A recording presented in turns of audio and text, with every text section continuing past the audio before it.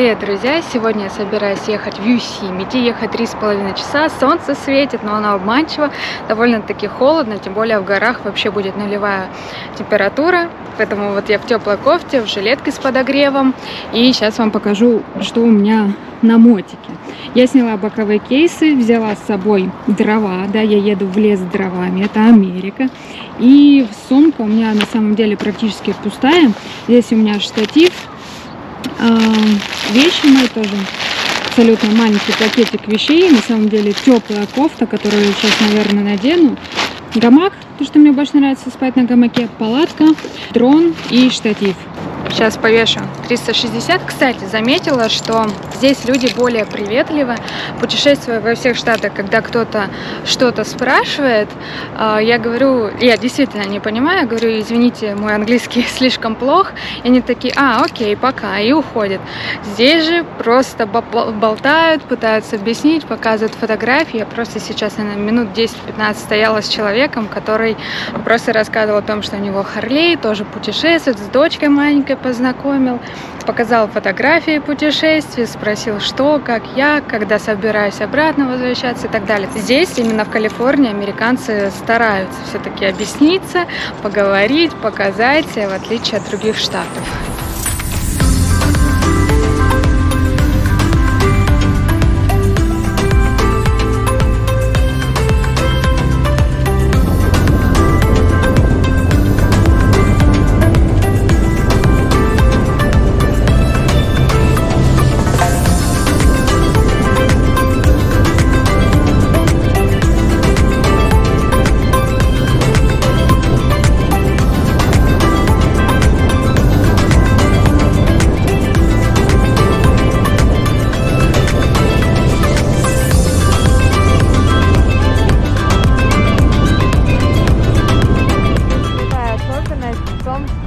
Зимой здесь льют дожди, это значит, что очень свежая зеленая трава, поэтому я прям кайфую от красоты.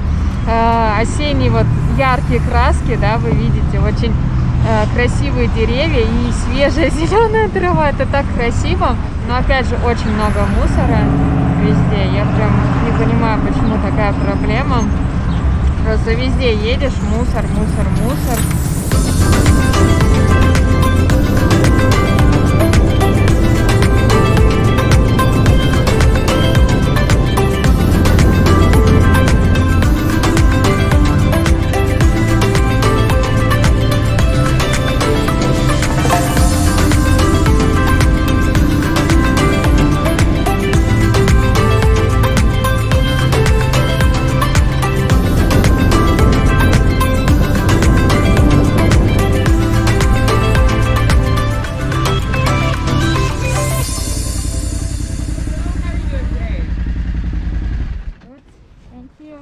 It looks like this a little bit. Yeah, I said.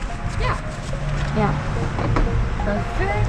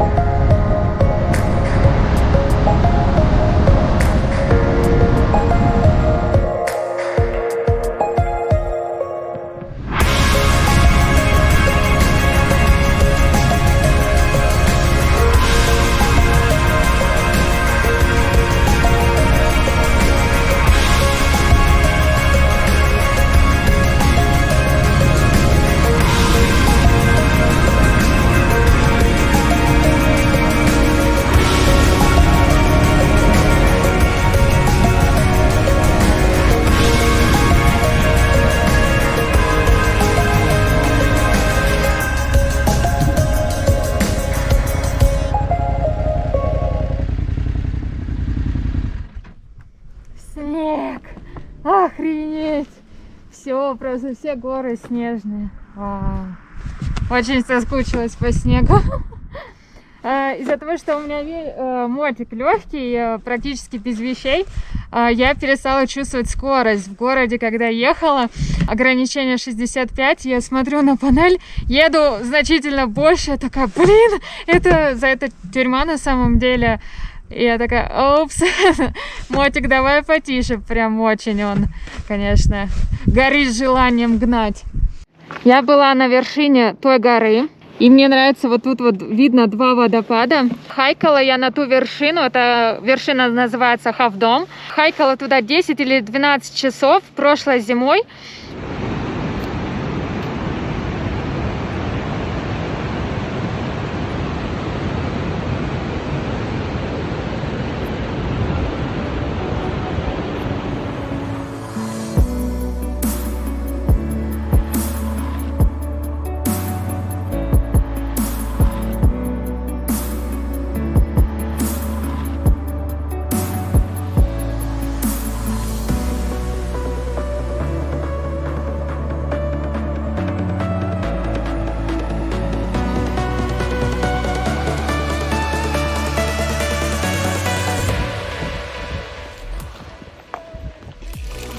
If you slip, just let go.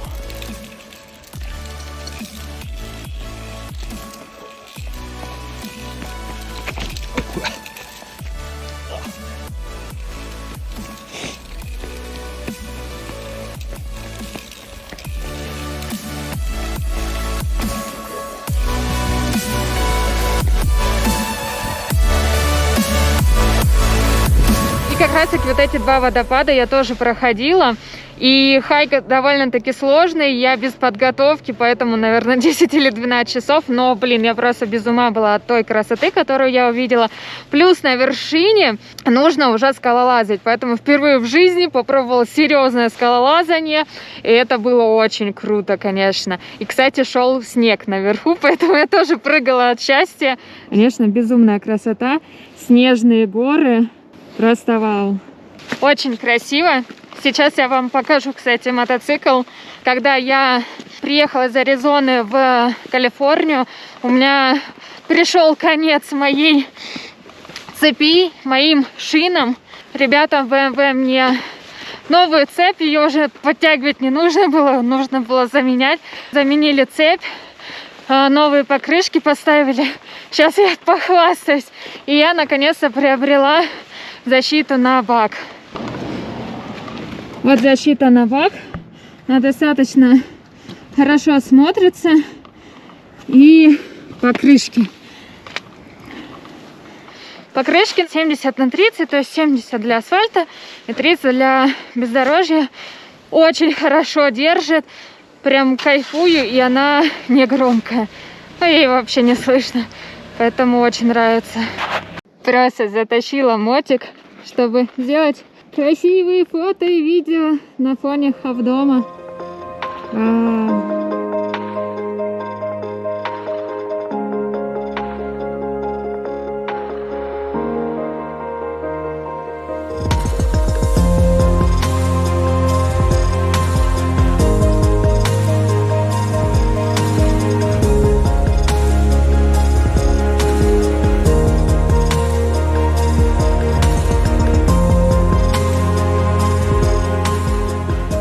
Такая красота!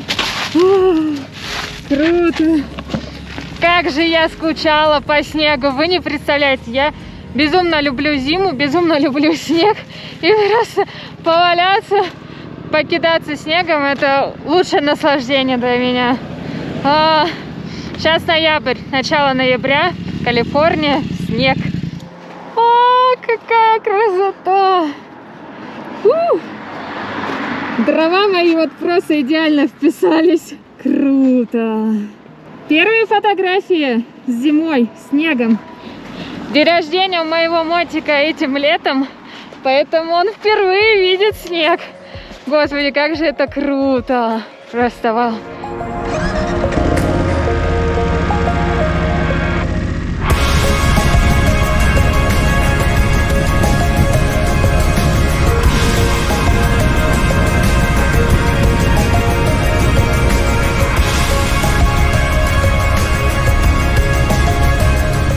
Я была часто в Юсемити, но никак не могла добраться именно до этой дороги, потому что ее часто закрывают.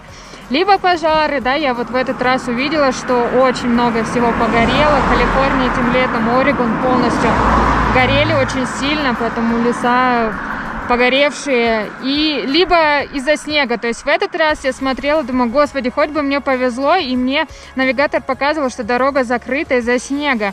А другой навигатор показал, что сегодня ее открыли.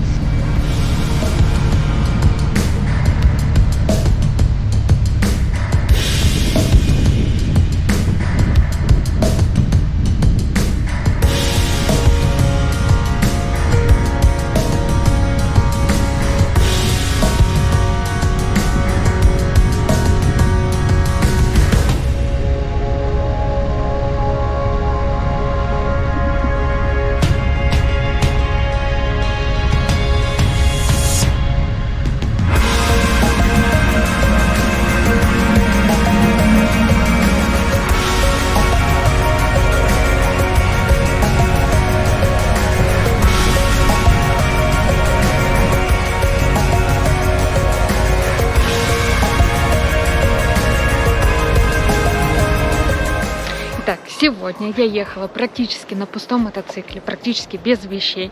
Все потому, что все ехала на этом мотоцикле. Причем не одной у меня возникла мысль взять дрова, так что у нас теперь 2 вязанки дров. Будет большой огонь. Это от медведей железная штука, то есть вот, чтобы прятать еду, потому что медведи любят забираться за едой. У меня, кстати, был случай в Тахо. Ночью я спала в гамаке, и ночью было слышно, как кто-то шуршит. И уже утром я поняла, что это был медведь, потому что остались следы от лап на мотоцикле. И да, он залезал туда за едой, потому что осталась еда в коврах, никто не додумался ее оттуда убрать. Здесь огонь, стул, и вот здесь, наверное, будем вешать свои гамаки. И шикарный вид. Чтобы вы понимали, у нас не только с собой дрова и уголь, но и мангал. Сейчас вот сырычки жарятся, там основной костер, чтобы согреться. Это печень. И тут еще овощи. То есть будем овощи потом жарить. И как же кайфово.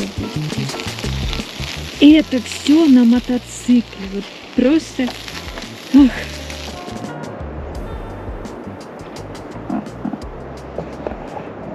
Я довольно-таки близко к оленю на самом деле нахожусь, и он даже не боится меня. Класс. Еще 6 утра, еще все люди в принципе спят.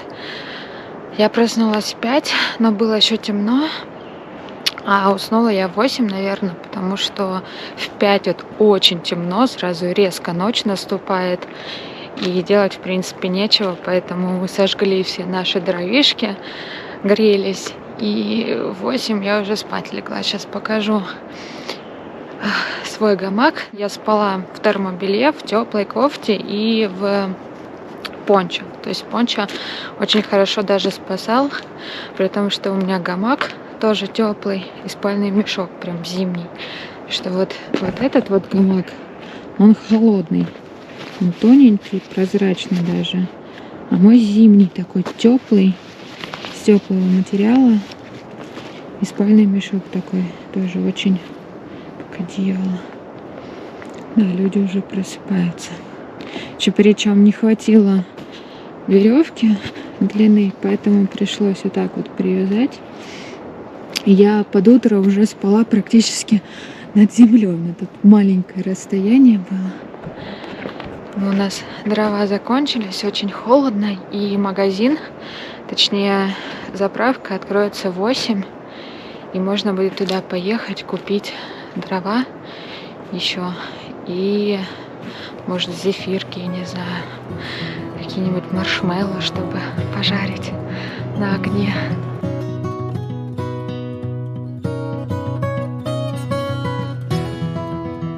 Сейчас я гуляю в лесу, чтобы согреться, дождаться открытия магазина, чтобы купить дров. Встретила бабушку.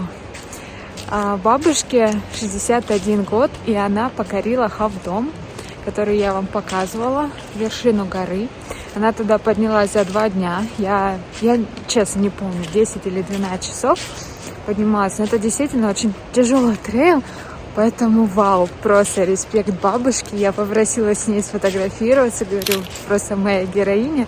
Я расскажу о вас в своем Инстаграм и в своем Ютубе. Кстати, кому, если интересно посмотреть мой хайк до Хавдом, у меня есть в моем Инстаграме highlight Yosemite и Хавдом.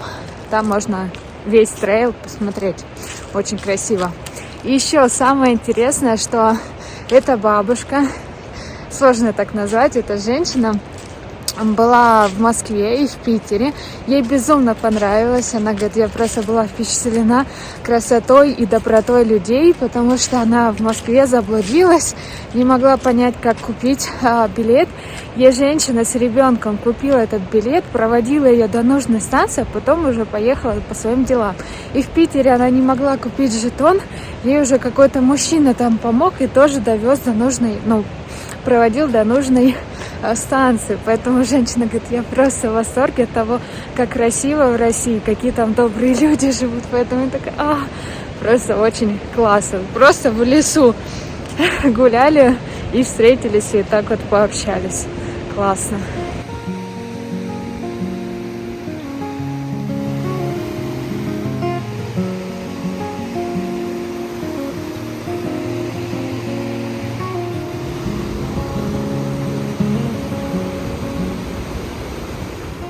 Покушали кашу с утра и сейчас мерзну. В 9 откроется заправка, можно будет съездить купить дровишки, пожарить маршмеллоу. И в 12 нужно освободить этот кемпинг. Недавно рейнджеры подъезжали, сказали, что сегодня крайний день работы этого кемпинга, они закрываются на зимовку. И вот поэтому люди сейчас разъезжаются, все собираются, уезжают. Вот, и солнышко вылезло, наконец-то можно. Зефир, травишки, которые в местном магазинчике за $18. И солнышко. Классно.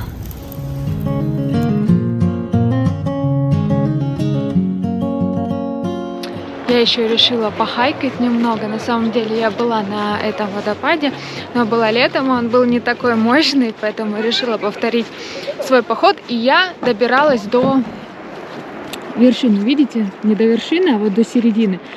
Там озеро.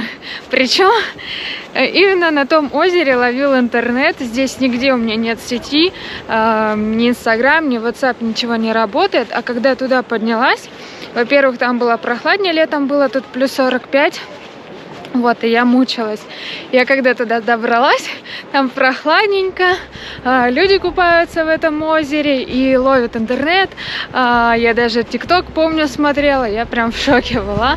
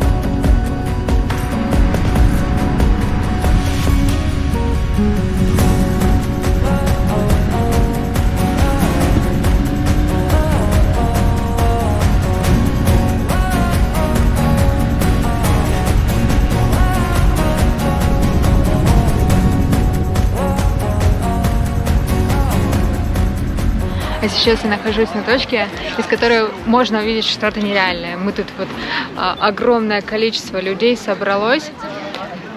Да, видно. Все приехали заранее. Машины здесь оставлять нельзя, поэтому около часа идут сюда люди пешком, чтобы увидеть это зрелище. И то мы не уверены, что мы это увидим. Короче, нам нужен водопад, нам нужен закат. И такой спецэффект получается, как будто лава течет с горы. Это что-то просто вау. Нужно определенное время. Именно зимой, с определенной геолокацией, то есть с определенного угла, чтобы это увидеть, определенная температура, короче, много нюансов, и поэтому не каждый может быть уверенным в том, что лицезреет эту красоту. Короче, мы сидим, ждем уже около часа, надеюсь, все получится. Главное, у меня с собой только GoPro-шки, у меня нет профессиональных фотоаппаратов, нет зума. Но я надеюсь, все будет видно, и я вам смогу показать эту красоту.